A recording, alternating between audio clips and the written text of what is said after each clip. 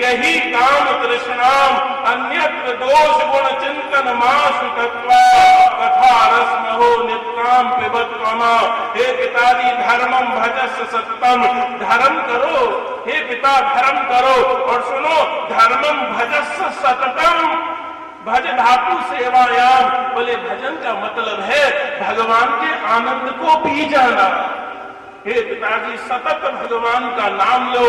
आपके गुरु ने जो नाम दिया है उन पर अटूट श्रद्धा और विश्वास करते हुए आप अपने गुरु मंत्र का आश्रय लें, वन में जाएं, भागवत के 10वें स्कंद का पाठ करें। 2 मिनट का सत्संग हुआ है महाराज, 2 मिनट के सत्संग में ही गति मति स्थिति सब बदल गई है। वन में गए हैं, गौकर्ण जी भी वहां से ही लौट गए। बोले जहां पिता का सम्मान नहीं, बोले मैं वहां जाकर क्या करूंगा। अब घर में 2 ही जन रह गए हैं, धुंधली और धुंधकारी। आज मैया के पास भी जा पहुंचा, मैया धन दे, नहीं देगी तो इस कुएं में डालकर तेरे को मार दूंगा। अपने पुत्र से इतनी भयभीत हो गई है मां कि रात्रि में कुएं में छलांग लगाकर मैया ने भी आत्महत्या कर ली।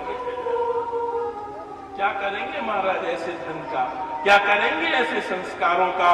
बोले जहां पुत्र मारने के लिए खड़ा हुआ, घर में अकेला रह गया, 5 वेश्याओं को ले आया है।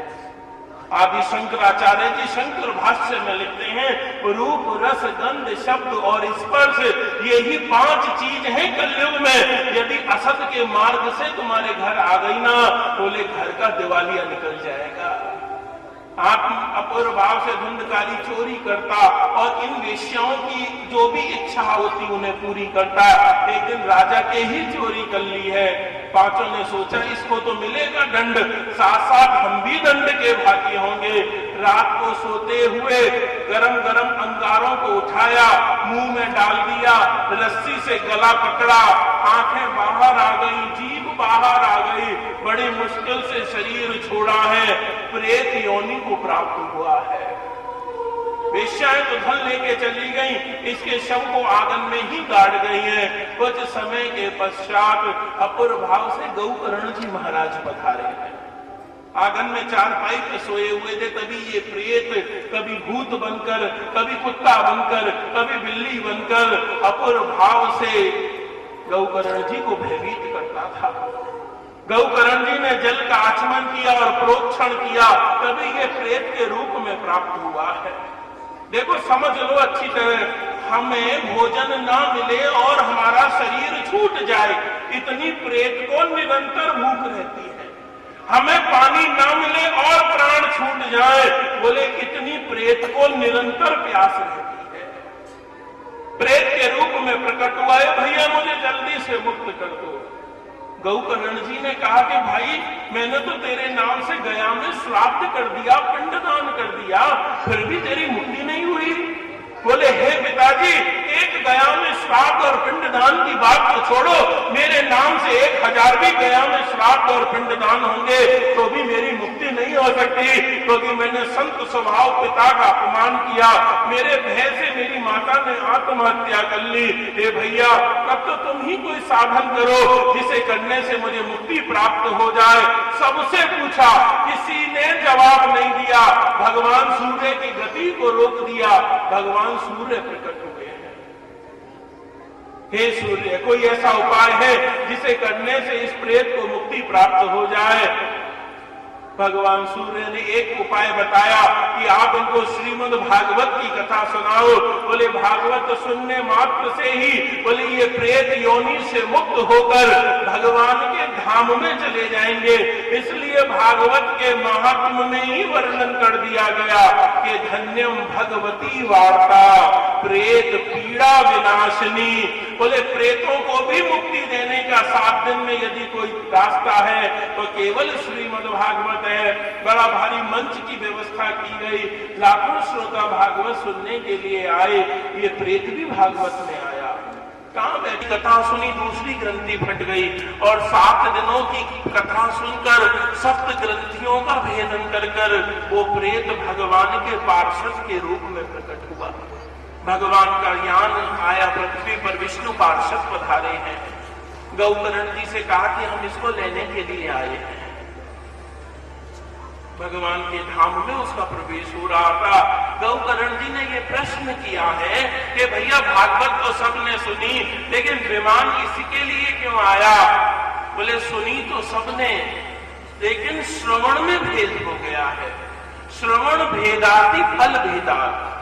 भागवत तो वही है ना, माना दो जनी आते हैं कि मेरा काम सिद्ध हो गया, एक कहता है कि मेरा काम सिद्ध नहीं हुआ।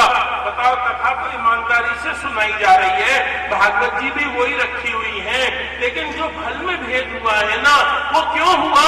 बोले श्रवण में भेद के कारण हुआ।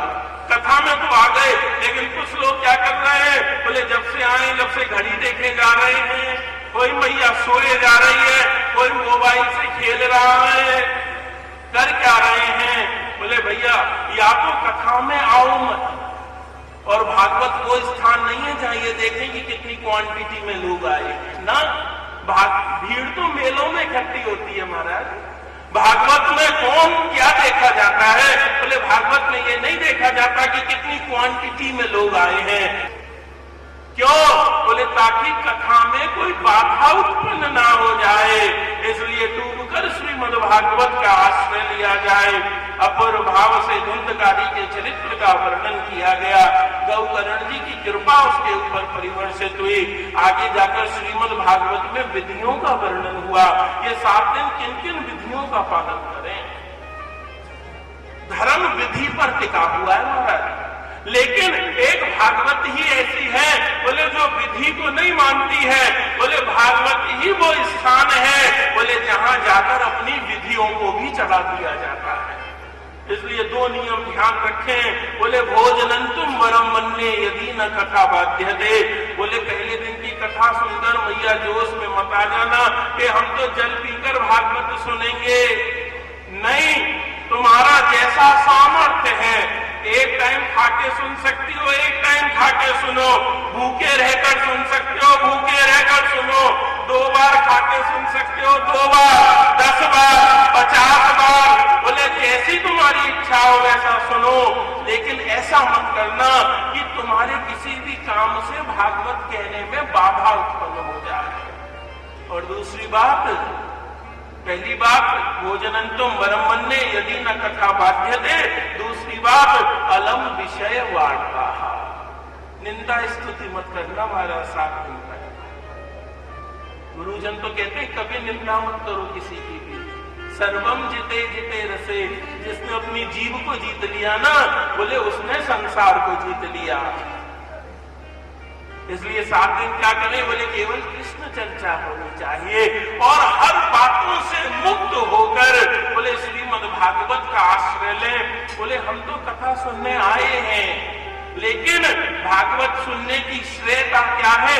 हम तो सुनने आए, लेकिन अपने साथ और 10 को ले आए, तो तुम्हें तो सुनने का पुण्य मिलेगा ही, लेकिन जितने श्रोता तुम अधिक से अधिक लाओगे, उनके भी पुण्य के 1 भाग पर आप अधिकारी होंगे। जहां जाए जरूर सूचना दें कि वहां श्रीमद् भागवत की कथा हो रही है, आप जरूर पधारें। 7 दिन तक डूबकर श्रीमद् भागवत को सुने। एक भागवत ही ऐसा कल्प तरु है, जिसे यश चाहिए उसे यश भी मिलेगा, जिसे वैभव चाहिए उसे वैभव भी मिलेगा, जिसे धन, जिसे संपत्ति, जिसे जितनी उन्नति, पुत्र, संतान, यश जो चाहिए वो मिलेगा। और जिसे बंसी बजाते हुए गोविंद चाहिए, बोले उन्हें बंसी बजाते हुए गोविंद भी प्राप्त हो जाएंगे। इसलिए ये 7 दिन बड़े दुर्लभ हैं, बड़ी मुश्किल से आए हैं। इसलिए ज्यादा से ज्यादा लोग श्रीमद् भागवत का आश्रय लें। जहां तक हमारी आवाज पहुंच रही है, सब कथा में आए, 2 मिनट भगवान का नाम लेंगे, आरती का दर्शन करें और प्रसाद लेते